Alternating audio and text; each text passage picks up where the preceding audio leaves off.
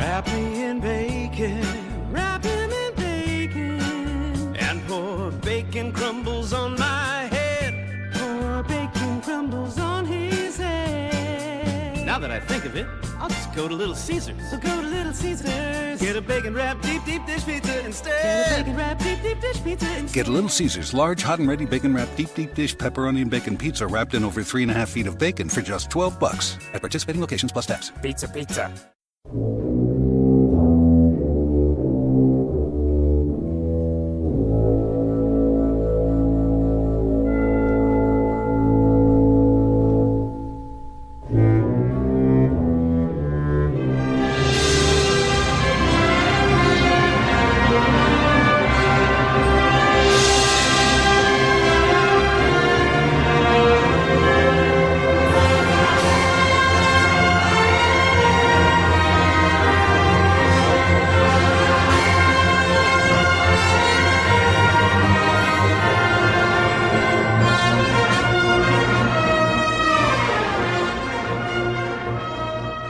Welcome to Mysterious Goings On. This is Alex Greenwood, or if you want to get fancy, J. Alexander Greenwood, and I am your host. And this is a podcast about genre fiction and writing and indie fiction and, frankly, whatever the hell I want it to be about. And this is chapter 22. And just to tell you, I'm excited to have a special guest with me today. And this is really interesting for me because this person, and I swear to God, I'm not paying him to say this, he actually reads my work, and I think he likes it, and he follows me on Twitter, and I follow him on Twitter, and we're Facebook friends, and he's all the way up in Racine, Wisconsin, and he is funnier than I'll get out, and we besides the fact that aren't everything, Alex. Well, there you go. He went there. But aside from that, the fact that he and I enjoy a lot of the same authors, including me, he is a devoted Star Trek fan. Which, if you've listened recently, you know that I talked about Trek. You know, you may know from.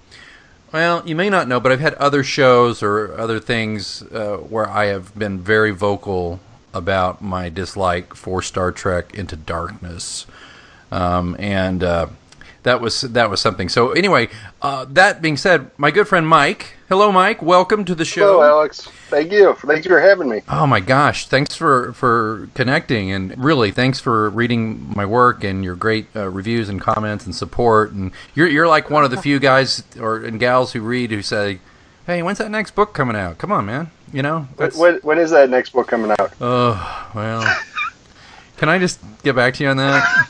It's supposed to be Halloween, but man, my editor's already pissed at me. I don't know. I've had too much going on with work and life, but enough of that. Pilot's excuse, right? Pilot's excuse. It's gonna be Pilot's pink slip from my from my readers pretty soon, I think. Well, anyway, Mike, thanks again for being here on Mysterious Goings On, and today will be a Star Trek episode of Mysterious Goings On. And if you don't like Trek, I would not tell you to turn off the show. I would tell you to listen and, be educated while two fans cuss and discuss their preferences, prejudices, likes, dislikes about probably the greatest science fiction saga of all time, in my opinion. So let me ask you, Mike, where does this put you with Star Trek? When did you become a fan? What's your Star Trek story? Well, I can remember as a kid, Alex, Saturday afternoons it was on, and my dad would always seem to turn it on. So it was this original series, and I would, watch along. I don't know if I had much of an opinion. I guess I kind of liked it because it was always neat to watch. But for me, it really was the movies, especially starting, I'd say, with Wrath of Khan. That, I know we would go to the theater and see it, Wrath of Khan, Search for Spock, Voyage Home, Final Frontier. Sadly not final. And that's really what got me into it. And then I know, the Next Generation was coming out, and I was excited, and I watched the first episode, and I thought it was terrible. I thought it was terrible, and I like, okay, I don't need to be a part of that. And it wasn't until I went away to college. One of the guys on my floor was a huge Star Trek fan. He'd always watched Star Trek Next Generation, and he got me back into it. And that was in the latter seasons, say 5, 6, 7. Get off my bridge. Really which good. were much better. Yeah. And so then I dove in, and as luck would have it, it would be on like 3 times a day, different. So I'd get 3 new episodes, new to me, a day. Plus, I was watching the new ones on the weekends when they came out in syndication, and I loved it. And even going back to watch some of the initial ones wasn't so bad, knowing that they were just finding their footing. Big time. Yeah, and then obviously Deep Space Nine came along, and I was into that. Oh man. And Voyager, I was into that. I watched it, or maybe I should say I watched it. I don't know how into it I was. Not the greatest of the shows, and Enterprise had its moments as well. Season 4 and of Enterprise. What was going on then? Well, refresh me. It was like the whole Xindi arc was ending, and they had was that the last season? Yeah, final season. Okay. Do you remember? Okay, and they had the yeah. one where they tied in with the Defiant from the original series. Pretty good. Pretty good. Yeah. The Mirror Universe. And the thing is, I love Scott Bakula. So I mean, he was a great choice for the show. Yeah. I think here's the thing with that, and I guess with the new movies for me too. To me, Star Trek is always about kind of moving forward. Mm-hmm. And that was moving backwards, which was like, okay. Well, and then the new movies too. I mean, was I'd rather see something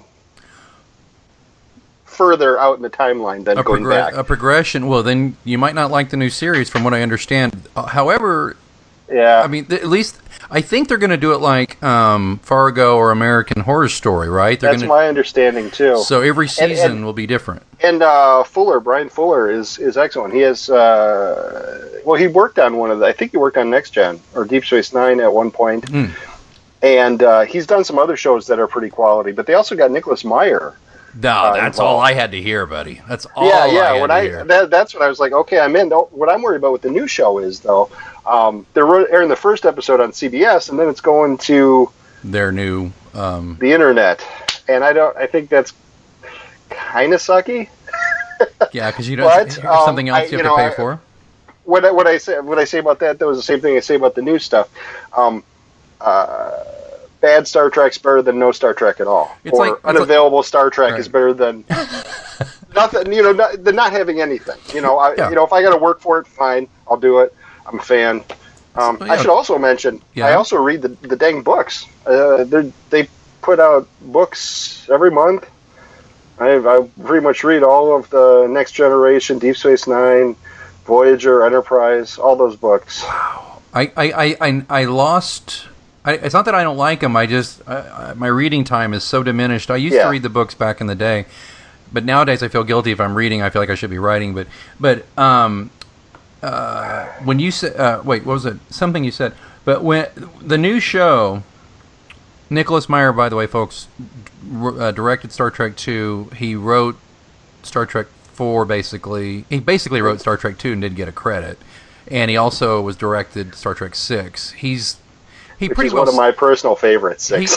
Me too. He saved Star Trek, folks, because after Star Trek: The Motionless Picture, they got one more chance. They cut the budget, and then they took a chance on a guy who basically was a novelist. Did you ever read the 7% Solution? His Sherlock Holmes. No, I have not. It's so good. He's really a good writer. So they gave him a shot to direct Khan, and he knocked it out of the park. The guy just has it. So I guess I'm getting ahead of myself, but that's a good thing. So now I understand, because you and I are pretty similar. Is that I remember the first time I watched TOS, the original series, I was probably 4 or 5 years old, and my dad had it on, and I was entranced by it, and I grew up on it. And like, I'm not embarrassed to say that Spock, Kirk, Scotty, McCoy, they became like my friends. I watched that show any chance I got, and I'm very, very protective of that. Because it's my childhood. It's part of my childhood. Yeah. And I know some people think, oh, isn't that precious? And I'm like, I feel bad for people. It's okay if you don't like Star Trek, but I feel bad for people if they don't have something like it that they treasure. Mm-hmm. that they would defend. But anyway, that's just me, and I'm a sentimental person, I guess. But yeah, so let's go down the road here, and we don't have to stick to it. But why don't we just let's go down the road? Now I'm a little older than you, but I remember, yes, you are. Yes, yes, you are. I agree. Yes, everyone would agree. I remember seeing Star Trek: The Motion Picture, and just with bated breath and just excitement. And I would have been, let's see, when did that come? Was that 79? Something like that? I believe so. So I was not even into my teens yet. I was still pretty young, but I went and saw it with my family, and I remember my older brother brought a date with the family, which, one, that's not a date movie at any stretch of the imagination, and two, you were there with your whole family. Yeah, so I feel bad for him on that. But I thought it looked beautiful, directed by Robert Wise. Great cinematography. It was great seeing the old crew again, but obviously, I mean, it's no shock. It was a little confusing, a little muddled, a little disappointing. What about you? Yeah. What did you think? I don't know when I first saw that, but yeah. I mean, especially, guess when that came out, I would have been 5. Yeah. I didn't see that first. That wasn't the first Star Trek movie I saw. And when I did see it, it was odd because it really, if you look at all the original series movies, that one definitely stands out just in tone as well as just the look of the movie. I mean, they really, the look for the movie is solidified with Wrath of Khan. So, you got your pastels, your tight shirts, and yeah, I don't know. It started out as an attempt to get the show back on, like Phase 2. Star Trek Phase 2. So maybe that's part of the reason it didn't quite. And it suffered I don't know. from Roddenberry writing it. Let's face it, the guy created it, but he tended to recycle things quite a bit. Yeah. Yeah. Not that I know of anybody who does that thing. And it lacked, I think, the humor that would come with Wrath of Khan and go forward. I don't know. It was. I mean, it's not terrible. No. But if I have to grab a Star Trek movie to watch, that's not going to be my top choice. It's not even going to be my top 3 choices. No. Yeah. No. But I did get the director's cut. And that Robert Wise completed. Even longer! Yeah. Even more shots of the ship just kind of lazily going through Beecher. But Starship porn. Yes. And, it's like 4 minutes when they first... But, people make fun now of that because when they first see the Enterprise, the refitted Enterprise in dry dock, and people now laugh about that. It's 4 minutes of just like people, jerking off over the Enterprise. But what you got to remember is it had been a 10-year drought since anybody had seen any real... Well, they'd seen the animated series, but since they'd seen any real Trek, and everybody was dying to see that grand, great lady, the Enterprise. So that's right, and they never really... You never really had any of those shots on the original show. It was always the model, shooting through space. Right. So this was like giving you a gorgeous look at everything. It was loving, and the way, and at the end when, it's kind of funny. It's like, the shuttle pod, inserts into the Enterprise, and then Scotty, looks at Captain Kirk, and Admiral Kirk says thank you, and Admiral Kirk was on behalf of all fandom saying thank you, and because we wanted to see her again. This is what she looks like, and frankly, my favorite it's tied. It's tied for favorite design of the Enterprise for me. I love that version with the sleeker nacelles and the more swept. Although in space, why you need to be sleek, I don't know. Who cares? It's beautiful. Well, if they had a big box, they'd be the Borg. So that's true. And there was some talk of it being like a dreadnought and being kind of ugly, but it didn't happen. Thank goodness. But that movie, they kind of borrowed from. A couple of episodes previously and some tired themes. So anyway, it was, I think, a good introduction. It blew out the box office, but Paramount was basically after that saying, okay, great box office, critically, we'll give you another shot, but we're going to cut the budget. Like, was it like a quarter or a third of the budget or something? That I do not... something like that. I do not know. And they came up with... I didn't know there would be a quiz, Alex. I study up, man. When you're with the old guy, No, but I think they did cut the budget, but the thing was I would imagine so. And they had all those shots, all those special effects shots that ILM had done, and they had. But one thing Nicholas Meyer did is he didn't like the uniforms, and he also said, I'm going to make this more like a naval vessel. And you start seeing all these touches he applied to it that made it seem more like a little more militaristic, a little more naval, but not so much so that they seem like, not crazy like the new ones, right? Yeah. Where they're wearing Navy hats and they got that's just a little bit too much on those. I agree with you on that. Yeah, and then 2 comes along, and now was 2 the first one you saw in the theaters? I would say so. I mean, I don't have a specific recollection of that, but I would have been 8-ish at the time, and I'm sure.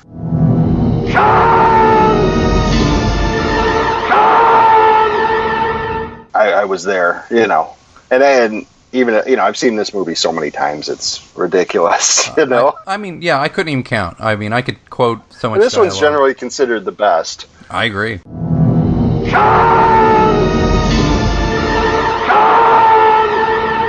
It's still the best. Still the reigning champion as far as I'm concerned.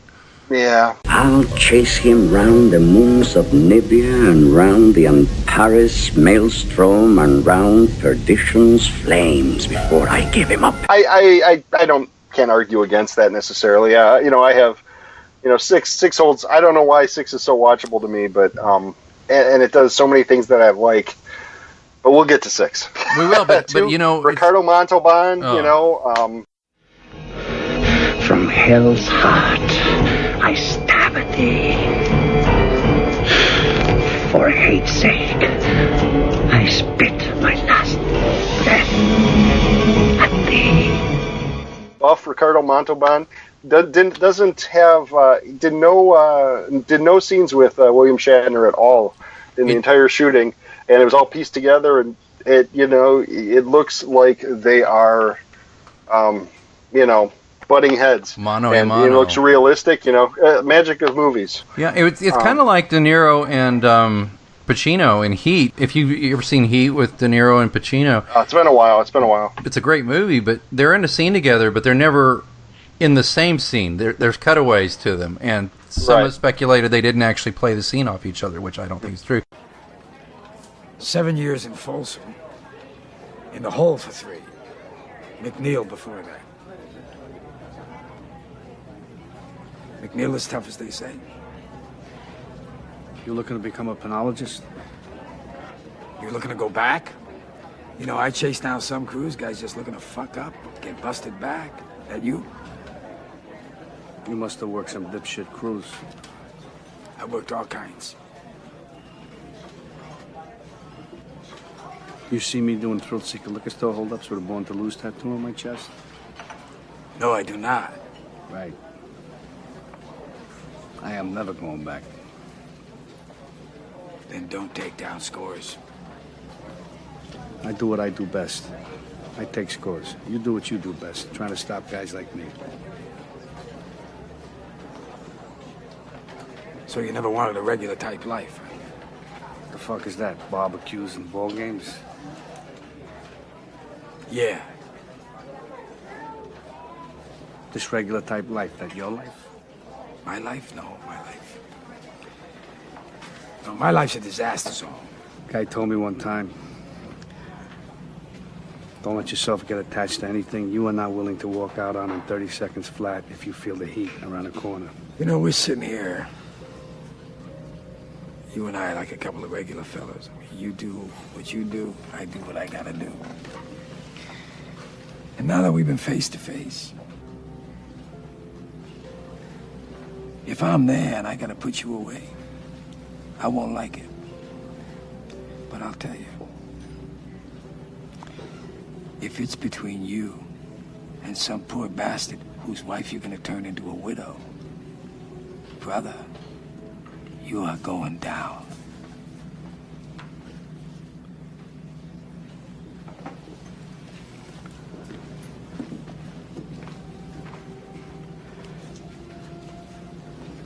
There's a flip side to that coin.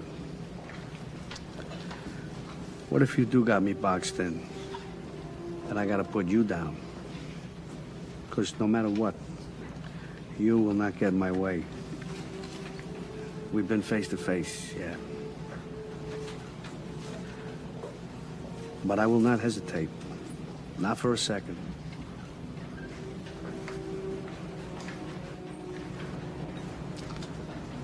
Maybe that's the way it'll be. Or, who knows? Well, maybe we'll never see each other again. But you make a great point, and it's almost a shame he didn't get in Khan's face, but it worked tremendously well. It's like, it took me years to figure out, wait a minute, Kirk and Khan never even actually shared the same air in this thing. Right. But and of course that one too, in Wrath of Khan, Leonard Nimoy came back, but only if he could be killed.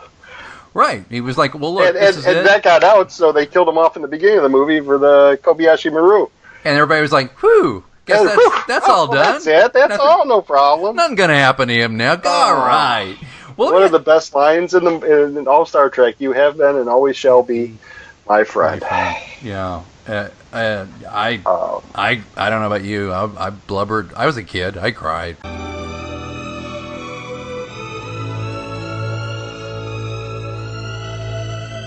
No!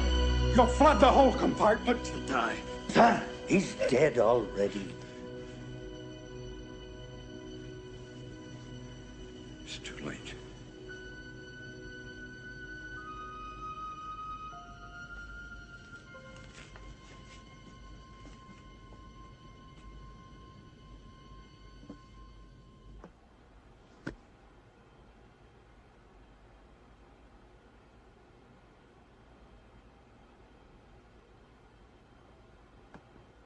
Spock!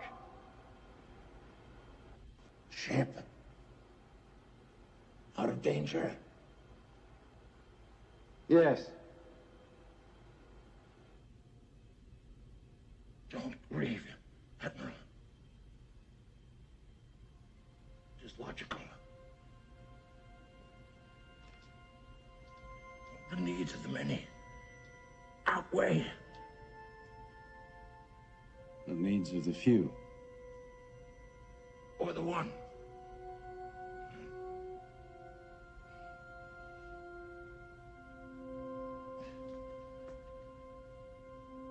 I never took the Kobayashi Maru test until now. What do you think of my solution? Spock.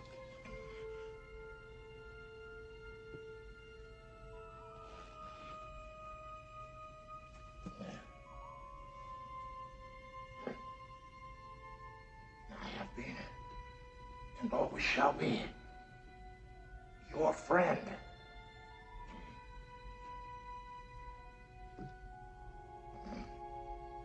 Live long and prosper.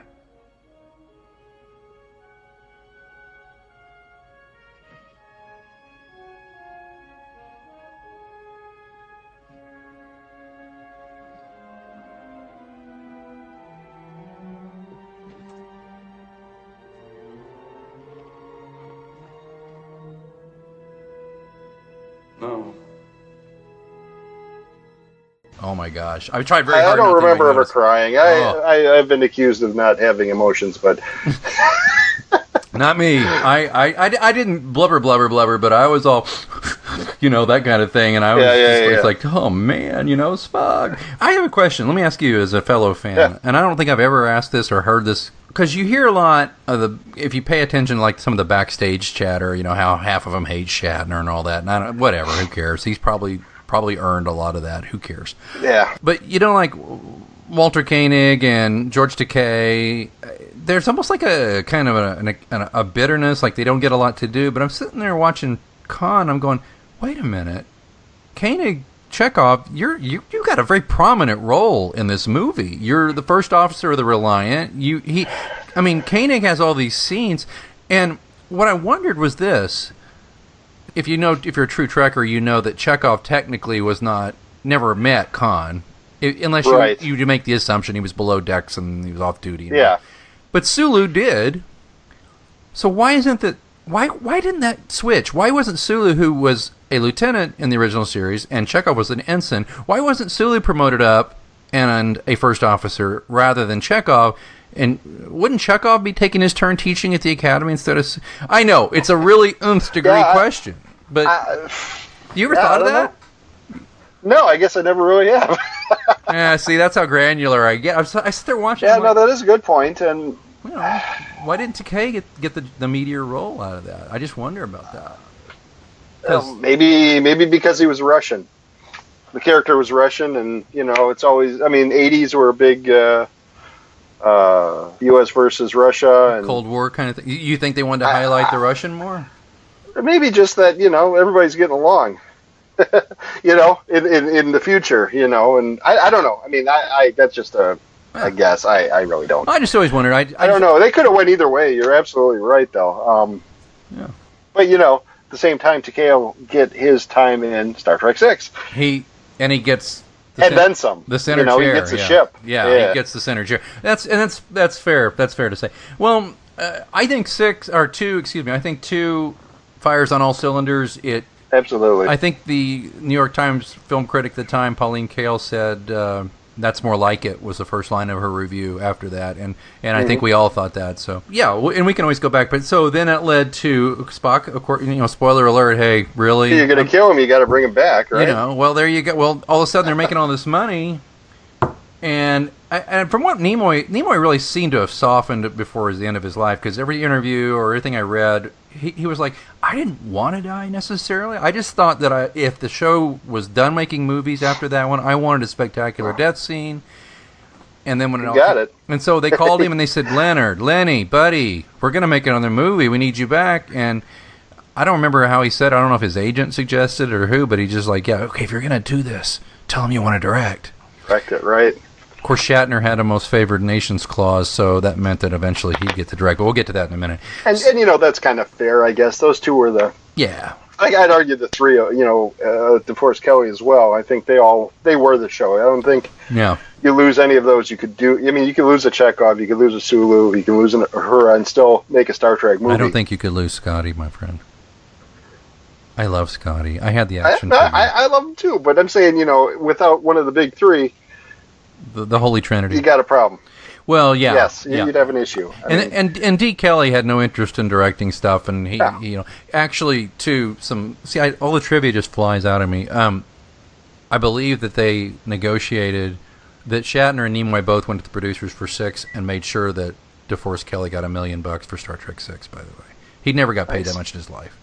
Nice. It was very, because, he was quite ill by that point, too. Yeah, and he always seemed like such a nice guy, a likable guy. Not a bad word ever said. I mean, maybe he was a dick. I don't know, but he always came across as McCoy. Yeah, he was the real McCoy. Nice, maybe crotchety a little bit, but you know what? So what?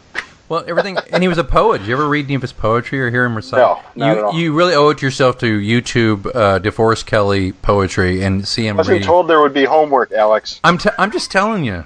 First a quiz, now homework. Now homework. Isn't this terrible? See, we finally start talking, and I'm just like, all right, now you need to do this. You need to do this. No, okay. So 3, I think, by the way, is underrated. I think it's a great film. Yeah, I like it. I mean, it's 2, 3, and 4 is basically a trilogy. I mean, you can't be done. Get rid of any of them. It's one big long story. Yeah, no, it's enjoyable, and I believe that was Christopher Lloyd as Krug. And the blowing up of the Enterprise. That was a big deal. I can remember those commercials airing on TV and be like, "What?" I mean, how did Jim from Taxi? Alex. I mean, when I saw that, I was like, oh, geez, because I love Taxi, and I was just like, Reverend Jim is. But you know what? He did a decent job. Did a great job. He spoke in Klingon the whole movie. Oh well, Edward James Olmos was offered that role first. Really? Yeah, he couldn't make it work. He would have been all right. He would have been a little more menacing, probably, but Lloyd definitely held his ground. And do you remember that when the Klingon officer was supposed to just disable the Grissom, and he destroyed it, and he said lucky shot, and Christopher Lloyd's crew just blows the shit out of him, and then the next time he fired, so I don't even remember the line. Anyway, there was it was well played. Right. And they also, it seems like and of course, Kirstie Alley decided not to come back as We Saavik. got Robin Curtis. You got Robin Curtis, who is, when I think of Saavik, I think of Robin Curtis. I don't think of Kirstie Alley. She's weird to me. Robin Curtis is Saavik to me, and she's and she plays it differently. And nothing against Kirstie Alley, but to me, Robin Curtis is Saavik. She had the role longer, but Alley. See, I know this little bit of trivia. One reason Kirstie Alley played the part a little more emotionally is because Saavik initially was supposed to be like Valeris in Star Trek 6. She was supposed to be half Vulcan and half Romulan. They cut those. Valeris was supposed to be Saavik in Star Trek 6. True. That's right. You're right. But we're getting ahead of ourselves again there. Look at us. See, dueling here. But the deal is, so they cut that, so it was a little weird that Saavik had emotion when Spock died. Yeah. And then when Robin Curtis comes in, they're like, okay, play this straight. You're a Vulcan. Mm-hmm. And she clearly did. And she's good at playing it straight, but the criticism you hear of this poor actress is, she's dull, she has no sex appeal, but it's like, no, they told her to play it like a Vulcan. She was absolutely fine. Yeah. I thought no complaints with her. No, me either. And she went on to do other roles in the Star Trek canon as well, in other... Yeah, she's under some makeup in a couple of the succeeding series. I don't remember which one. Okay. But yeah, destroying the Enterprise, which is an emotional moment for any fan, and beautifully done the way they did it. And I'll never forget the bridge blowing up. Then they used styrofoam to do that. When styrofoam melts, it makes that crispy effect. Yeah, it's a pretty interesting effect. But I loved, we're getting ahead of that, but I loved the whole first part of the film where, Spock's Katra is in McCoy's head, and that's so well done, and DeForest Kelley plays it just right. Absolutely. And then when they break him out of jail, they do the jailbreak, and Shatner, holds up the Spock live along prosperous. Like, goes, how many figures am I holding up? And I'll never forget it. McCoy, that's not very damn funny. I mean, it's just great. And by the way, if you read in any of my books, there's one of them, I don't remember which, that line verbatim is stolen in there somewhere where he says, that's not very damn funny, because I love that line so much. God, that's funny. So yeah, all I can say is thank God they were able to get Spock off the planet before at about the same age that he died at. Otherwise, I don't know how they would have continued. It was very fortunate. Yeah, he was aged. His body had aged just to the right moment. Just perfect. Wow. It is amazing. Then again, when Nimoy's directing, he made sure it all worked just fine. Oh my gosh, Mike! You know what? I think we're going to need more time. So tell you what, will you come back and do one more bit with us? I suppose you could twist my arm. All right, that sounds good. All right, until next time, follow Mike on Twitter at where? At Zoofster, Zoofster. Right, and you can find me at @A_Greenwood, or Mysterious Goings On. The mothership is at pilotscross.com, or go to Facebook, and I am at John Pilot Mysteries on Facebook. Just Google that or search that on Facebook. Do that or voodoo you do. Reviews on iTunes are a big help. Thanks so much for reading the John Pilot Mysteries. And thank you so much for this. And tune in next time and we'll have Mike back and we'll talk a little bit more about some of our favorite Star Trek movies. If you're not a Trekker and you're just struggling through this, well, just listen anyway. It's good for you, okay? It's audio medicine, right? All right. Until next time, I'm J. Alexander Greenwood. He's Mike from Racine. And I hope you will keep reading.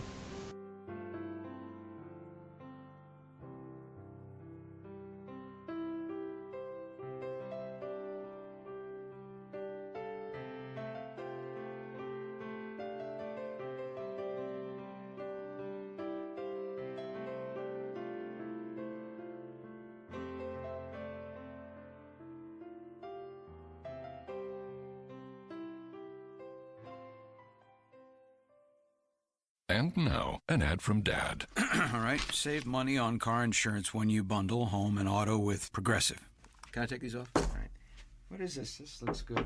Wow, that's well made. Where did you get this? I'm talking to you with the hair. Yeah, where did you get this? It's good stuff.